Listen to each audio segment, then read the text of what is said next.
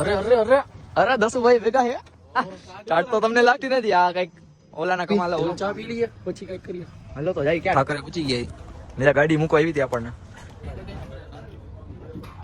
ઓલો એકાદો શોટ લઈ લાવી તા સ્નેપચેટ વાળા સ્નેપ કાચો.